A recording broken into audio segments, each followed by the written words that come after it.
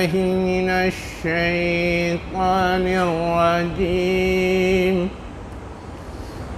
بسم الله الرحمن الرحيم.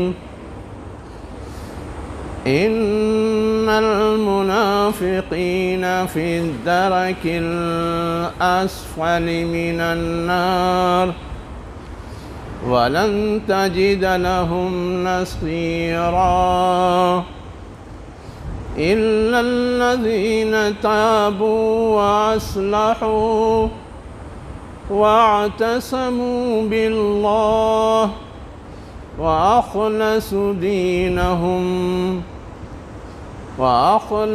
دينهم لله فأولئك مع المؤمنين وسوف يؤتي الله المؤمنين أجرا عظيما.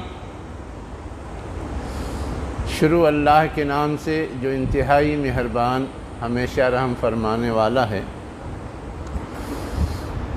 بے شک منافقین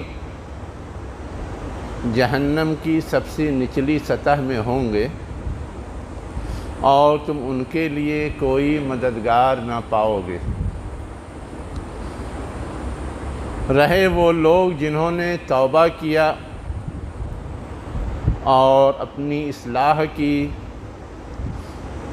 اللہ کو مضبوطی سے پکڑا اور اللہ کے لیے اپنے دین کو خالص کیا، پس وہی لوگ مومنین کے ساتھ ہوں گے اور عنقریب اللہ مومنین کو بڑا بدلہ دے گا. یہ سورہ نساء کی آیت نمبر 145 اور 46 ہے، جس کی تلاوت میں نے کی ہے اور جس کا ترجمہ ابھی میں نے آپ کے سامنے پیش کیا ہے. ہم اور آپ یہ جانتے ہیں کہ جہنم برا ٹھکانہ ہے جہاں مجرموں کو یا خطا کاروں کو اللہ تعالیٰ ڈالے گا. ہم اور آپ یہ بھی جانتے ہیں کہ جس نے اللہ کا انکار کیا ان کو بھی وہاں ڈالے گا، جس نے اللہ کے ساتھ کسی کو شریک ٹھہرایا ان کو بھی وہاں ڈالے گا،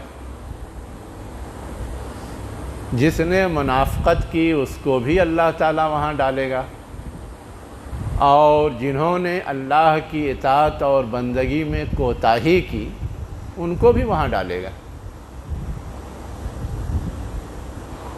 لیکن یہاں یہ بتایا جا رہا ہے کہ یہ مختلف طرح کے لوگ جو جہنم میں ڈالے جائیں گے، ان میں منافقین وہ ہیں جو جہنم کی سب سے نچلی سطح میں ڈالے جائیں گے. نچلی سطح میں ڈالے جانے کا مطلب یہ ہے کہ سب سے زیادہ سخت سزا ان کو ہوگی. جو چیز غور طلب ہے وہ یہ ہے کہ آخر ان کو سب سے نچلی سطح میں کیوں ڈالا جائے گا؟ جو اللہ کا انکار کرتے ہیں ان کو نہیں ڈالا جا رہا نچلی سطح میں، جو اللہ کے ساتھ شریک ٹھہراتے ہیں ان کو بھی نچلی سطح میں ڈالنے کی بات نہیں کہی گئی. جو اللہ کا نام لیتے ہیں لیکن اللہ کی بندگی میں کوتاہی کرتے ہیں ان کو بھی نچلی سطح میں نہیں ڈالنے کی بات نہیں کہی گئی. یہ منافق کون لوگ ہیں اور کیوں ان کو سب سے نچلی سطح میں ڈالا جائے گا؟ نفق اصل میں عربی زبان میں کہتے ہیں سرنگ کو، جس میں ایک طرف سے لوگ داخل ہوتے ہیں یا کوئی بھی چیز داخل ہوتی ہے اور دوسری طرف سے نکل جاتی ہے. منافق کا مطلب یہ کہ جو اسلام میں داخل ہو اور پھر نکل جائے. کیوں داخل ہوا؟ اصلاً جو اسلام دشمن قوتیں تھیں وہ اسلام اور مسلمانوں کو نقصان پہنچانے کے لیے یہ تدبیر کرتی تھیں، یہ چال چلتی تھی کہ اسلام قبول کر کے دکھاؤ کہ ہاں ہم دائرہ اسلام میں آ گئے. گویا ہم بھی مسلمان ہیں، حالانکہ وہ دائرہ اسلام میں سوچ سمجھ کر کے نہیں داخل ہوتے تھے، صرف دکھاوے کے لیے، اور صبح میں ایمان لائے شام میں انکار کر دیتے تھے کہ ہم گئے لیکن ہم کو اطمینان نہیں ہوا، ہم کو شرح صدر نہیں ہوا، ہم کو کوئی فائدہ نظر نہیں آیا، اس لیے ہم واپس لوٹ آئے۔ اب اگر ایسا ہوتے ہوئے عام لوگ دیکھیں گے تو ان پہ کیا اثر قائم ہوتا ہے؟ ان پہ اثر یہ قائم ہوتا ہے کہ اتنے بڑے بڑے لوگ، اتنے اچھے اچھے لوگ، اتنے پڑھے لکھے لوگ، اتنے دانشور لوگ قبول کرنے کے بعد لوٹ آئے، اس کا مطلب ضرور اس میں کوئی کمی ہے، ضرور اس میں کوئی خامی ہے، ضرور اس میں کوئی بگاڑ ہے۔ تو وہ یوں ہی توجہ نہیں دیتے، وہ اور دور ہو جاتے ہیں، وہ اس کے فائدے کو سمجھنے کی کوشش کرنا چھوڑ دیتے ہیں۔ تو نبی کریم صلی اللہ علیہ وسلم کے زمانے میں اور ہر نبی کے زمانے میں اور ہر دور میں جو مسلم دشمن قوتیں ہیں یا اسلام دشمن قوتیں ہیں وہ یہ حربہ استعمال کرتی تھی۔ نبی کریم صلی اللہ علیہ وسلم کے زمانے میں قرآن نے باضابطہ کہا ہے کہ منافقین میں سے، اہل کتاب میں سے بہت سارے ایسے لوگ ہیں جو صبح ایمان لاتے ہیں، شام کو پھر جاتے ہیں۔ ان کا مقصد یہ ہوتا ہے۔ یہ بھی ضروری نہیں ہے کہ شام کو پھر جائیں، بہت سارے عناصر ایسے ہوتے ہیں جو جا کر کے وہاں رہتے ہیں لیکن اندر اندر قبر کھودتے ہیں۔ باہر سے رہ کر کے اگر وہ دشمنی نکالنے کی کوشش کریں گے تب تو مسلمان مقابلہ کریں گے، لیکن اگر اندر آ کر کے کوئی چھپ چھپ کر کے دشمنی نکالے گا تو ہمیں پتہ ہی نہیں چلے گا کہ وہ دشمنی نکال رہا ہے اور ہم دھوکہ کھا جائیں گے۔ اسی لیے منافق کا ترجمہ دھوکے باز بھی ہوتا ہے، دو رخا بھی ہوتا ہے، یعنی جس کے دو منہ ہوں، اس لیے کہ اصلاً وہ اس غرض سے یہاں آتا ہے۔ نبی کریم صلی اللہ علیہ وسلم میں اس کی کے زمانے میں اس کی سب سے بڑی مثال جو منافقوں کا سردار تھا عبداللہ بن ابی وہ ہے۔ نبی کریم صلی اللہ علیہ وسلم جب مدینہ ہجرت کرنے والے تھے تو آپ کے آمد کے پہلے یہ ان کے درمیان طے تھا کہ یہی عبداللہ بن ابی ان کا سردار بنے گا، لیکن جب لوگوں نے دیکھا کہ اس سے زیادہ اہل شخصیت نبی کریم صلی اللہ علیہ وسلم کی ہے تو آپ کو سردار بنا لیا۔ اب اس کو ہو گیا بغض، کینہ، حسد، مستقل وہ مخالفت کرتا رہا، لیکن باہر سے مخالفت کر رہا تھا۔ لیکن جب غزوہ بدر ہوا اور کفار و مشرکین کے مقابلے میں اہل ایمان جیت گئے تو اب اسے یہ لگا کہ یہ طاقت تو ترقی کر رہی ہے، یہ طاقت تو بڑھ رہی ہے، باہر سے ان سے دشمنی کرنا آسان نہیں ہوگا۔ اس وقت وہ ایمان لے آیا اور یہ پلان کیا کہ اندر رہ کر کے ہمیں نقصان پہنچانا ہے۔ باہر اگر آپ کو سانپ نظر آ جائے تو آپ تو اس کو مار کر کے اس سے بچنے کی کوشش کریں گے، لیکن اگر آپ کے آستین میں اگر چھپا ہوا ہو، جو پتلے قسم کا چھوٹا سانپ ہوتا ہے، آپ کو اندازہ بھی نہیں ہوگا کہ سانپ ہے اور وہ آپ کو کاٹ لے گا، آپ اس کے شکار ہو جائیں گے۔ کہا جاتا ہے ایسے ہی لوگوں کے بارے میں کہ آستین کے سانپ زیادہ خطرناک ہوتے ہیں، ویسے ہی یہ منافقین زیادہ خطرناک تھے، جو بظاہر تو کلمہ پڑھ لیا، اپنے آپ کو مسلمانوں کی صف میں شامل کر لیا، لیکن اندر رہ کر کے آپ کی مخالفت کرتے تھے، آپ کے خلاف سازشیں کرتے تھے، دشمنوں سے پینگیں بڑھاتے تھے، ایسی حرکتیں کرتے تھے کہ ایمان والوں کو نقصان پہنچے۔ آخر یہی منافقین تو تھے جو جاسوسی کرتے تھے مکے والوں کے لیے، یہی منافقین تو تھے جو مکے والوں سے ساز باز کرتے تھے اور چڑھاتے تھے کہ تم آؤ ہم تمہاری یہاں مدد کریں گے۔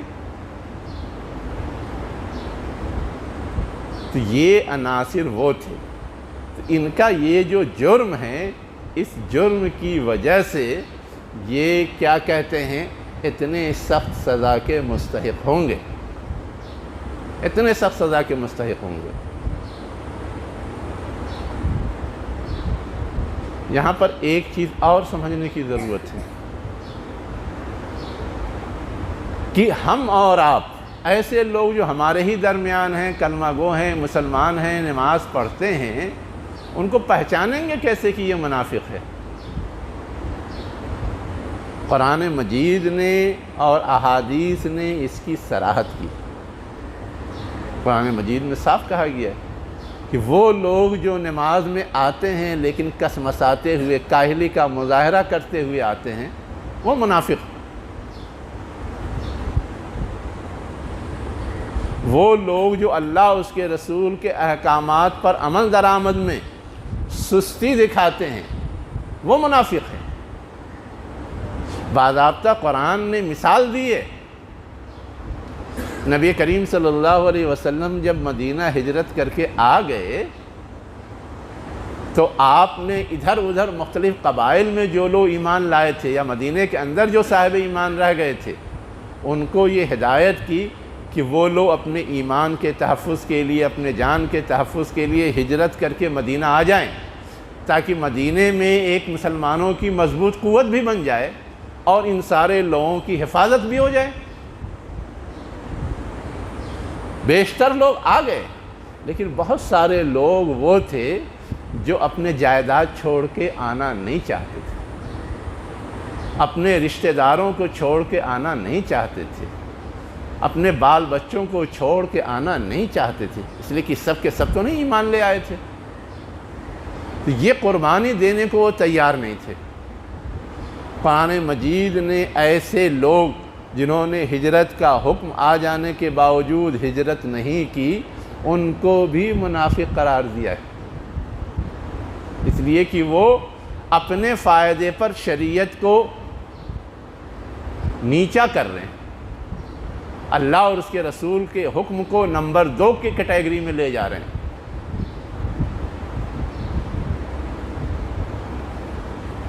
یہ ہے وہ بات جو ہمیں اور آپ کو سمجھنے کی ضرورت ہے۔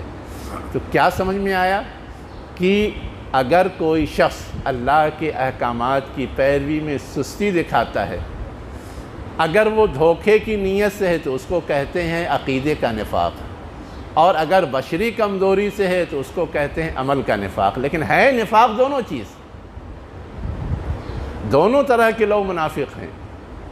اللہ تعالیٰ نے قرآن میں اسی آیت کے بعد اگلی آیت میں دروازہ کھلا رکھا ہے کہ انسان کے اندر کمزوریاں ہیں، وہ غلطی کر سکتا ہے، سستی دکھا سکتا ہے، اپنے مفاد کا شکار ہو سکتا ہے، لیکن منافق اور ایسے گنہگار میں فرق یہ ہے کہ اس کو اگر گناہ کا احساس ہو جائے تو فوراً توبہ کرے، فوراً اپنی اصلاح کرے، فوراً وہ اپنے دین کو اللہ کے لیے خالص کر لے، فوراً وہ اللہ کو مضبوطی سے پکڑ لے، تو وہ مومنین کے ساتھ ہو جائے گا، اس کی توبہ قبول ہو جائے گی۔ لیکن اگر کوئی ایسا نہیں کرتا، اس کا مطلب یہ ہے کہ اس کی نیت گڑبڑ ہے، اس کا ارادہ کچھ اور ہے، اس کے مفادات کچھ اور ہیں۔ تو جو گناہ پہ برابر اصرار کرتا رہے، اس کا مطلب یہ ہے کہ اس کو اپنی غلطی کا احساس نہیں ہے، اس کو اللہ کی پکڑ کا خوف نہیں ہے۔ ایسے لوگ منافق کی کیٹیگری میں لامحالہ کاؤنٹ کیے جائیں گے، اور جو توبہ کر کے رجوع کر لیں وہ مومنین کے دائرے میں رہیں گے۔ اسی آیت کے بعد اگلی آیت میں یہ بات بتائی گئی ہے۔ اب ہم کو اور آپ کو اگر پہچاننا ہے تو ہم تو جو نشانی بتائی گئی ہے اس سے ایک رائے قائم کریں گے، لیکن نیتوں کا حال ہم اور آپ نہیں جانتے، اور نشانی صرف یہی 2 نہیں بتائی گئی ہے جس کی طرف میں نے اشارہ کیا ہے، نشانی بہت ساری بتائی گئی ہے۔ یہ بھی بتایا گیا کہ منافق کی نشانی یہ ہے کہ وہ اگر بات کرے تو جھوٹ بولے، اس لیے کہ وہ تو دھوکے باز ہے، وہ وعدہ کرے تو وعدہ خلافی کرے، اس کے پاس امانت رکھی جائے تو وہ خیانت کرے، اس سے کوئی اگر معاملہ ہو تو وہ جھگڑ جائے اپنے مفاد کی خاطر، اور قرآن مجید میں تو اس سے آگے ایک چیز کہی گئی ہے، یہ منافق صفت وہ لوگ ہیں جو اپنے مفاد کے خاطر ایسے ٹھکانے تعمیر کرتے ہیں جو نقصان دہ ہوں۔ مسجد تو ہمارا سب سے مرکزی جگہ ہے نا، بہت مقدس جگہ ہے، لیکن مدینہ کے منافقین نے ایک مسجد بنائی جہاں سے وہ مسلمانوں کے خلاف کچھ کرنا چاہتے تھے، جسے مسجد ضرار کہا گیا۔ ایسا ٹھکانہ بھی اگر وہ بناتے ہیں اور شبہ ہو جاتا ہے تو اسے ڈھا دیا جائے گا، اسے مسمار کر دیا جائے گا۔ لیکن چال ہے، اندازہ ہو تو ٹھیک ہے، قوت ہو تو ٹھیک ہے، یہ قدم اٹھایا جائے گا، لیکن اگر نہیں ہے تو کم سے کم ہم شناخت کر سکتے ہیں۔ اسی جگہ جہاں یہ بات بتائی گئی کہ یہ وہ لوگ ہیں جو مسجد ضرار بناتے ہیں، وہیں یہ بھی بتایا گیا کہ کیوں یہ کرتے ہیں۔ یہ اصلاً اللہ کے انکار کی وجہ سے کرتے ہیں، یہ اصلاً مسلمانوں کے درمیان تفرقہ پیدا کرنا چاہتے ہیں۔ اور اسی جگہ یہ بات بھی بتائی گئی، ارصادا لمن حارب اللہ ورسولہ، اللہ اور اس کے رسول کے دشمنوں کو پناہ دینے کے لیے ایسا کرتے ہیں۔ تو اس طرح کی بہت ساری پہچان ہیں جو بتائی گئی ہے۔ احادیث میں بھی بہت ساری چیزیں مزید بتائی گئی ہیں۔ مثلا ایک حدیث کے اندر کہا گیا کہ اگر کوئی شخص جمعہ کی نماز کی اذان سنتا ہے اور جمعہ کی نماز کے لیے نہیں آتا، دوسرے ہفتے بھی جمعہ کے نماز کے اذان کی آواز اس کے کانوں میں پہنچتی ہے، وہ نماز کے لیے نہیں آتا، تیسرے ہفتے بھی اس کے کان میں جمعہ کے اذان کی آواز پہنچتی ہے اور وہ نماز کے لیے نہیں آتا، ایسا شخص وہ ہے جس کے دلوں پہ اللہ مہر لگا دیتا ہے اور اس کا دل ویسا بنا دیتا ہے جیسا کہ منافق کا دل ہوتا ہے۔ یہ نسائی کی روایت ہے۔ تو ان علامتوں کے ذریعے ہم پہچان سکتے ہیں، اور ایسے لوگوں کے حوالے سے ہم کو قرآن میں تعلیم دی گئی، ایسے لوگوں سے چوکنا رہنا ہے، ایسے لوگوں سے ہوشیار رہنا ہے۔ کہا گیا وَاحْذَرْهُمْ، ایسے لوگوں سے چوکنا رہو۔ دوسری جگہ حضور کو خطاب کر کے کہا گیا یا ایھا النبی جاہد الکفار والمنافقین واغلظ علیہم، اے نبی جہاد کرو کفار سے اور منافقین سے اور ان پہ سخت رہو، ان کو اپنی حرکتوں کے لیے کھلی راہ نہیں دو، ڈھیل نہیں دو، نظر انداز نہیں کرو۔ اگر ایسا کیا جائے گا تو وہ اتنے حاوی ہو جائیں گے اور اتنا بڑا نقصان پہنچائیں گے کہ ہمارے اور آپ کے تصور میں نہیں آ سکتا۔ اسی ہندوستان کی تاریخ یہ بتاتی ہے کہ مسلمانوں کی حکومت تھی، میر جعفر اور میر صادق جیسے منافقوں نے جو کھیل کھیلا، اس کے نقصانات آج تک ہم لوگ جھیل رہے ہیں۔ اللہ ہمیں اور آپ کو ایسے عناصر سے محفوظ رکھے۔ اللہ کے رسول نے دعا بھی سکھائی ہے، اللہم انی اعوذ بک من الشقاق والنفاق وسوء الاخلاق، اے اللہ میں تیری پناہ چاہتا ہوں آپسی جھگڑوں سے، نفاق سے اور بد اخلاقی سے۔ وآخر دعوانا ان الحمد للہ رب العالمین۔